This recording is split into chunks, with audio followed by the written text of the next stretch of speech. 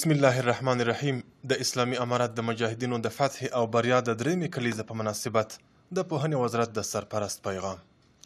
الحمد لله رب العالمین والصلاة والسلام علی سید المرسلین وعلى آله و اصحابه اجمعین، اما بعد. تر هر څه مخکې د اسلامي امارت د مجاهدینو د فتح او بریا د درېیمې کلیزې په مناسبت ټول افغان ولس د اسلامي امارت قهرمانو مجاهدینو او د پوهنې وزارت ټولو مسؤلینو او منصوبینو ته د مبارکي مراتب وړاندې کوم.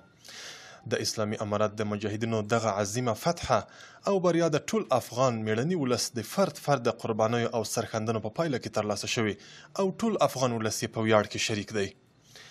مونږ ته پکار ده چې دغه شانداره ورځ د الله تعالی دربار ته د شکر او عقیدت د نذرانو په وړاندې کولو، عباداتو او قرآن عظیم شان په ختمونو، د شهیدانو ارواحو ته په دعا کولو او شانداره مراسمو سره ولمانځو.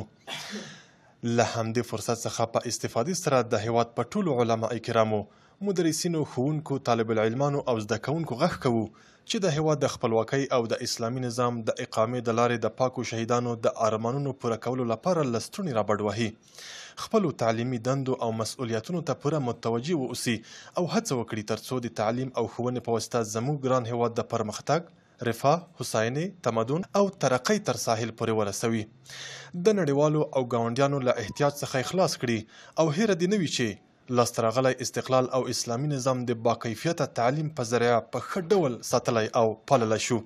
والسلام. الحاج مولوي حبیب الله آغا، د پوهنې وزارت سرپرست.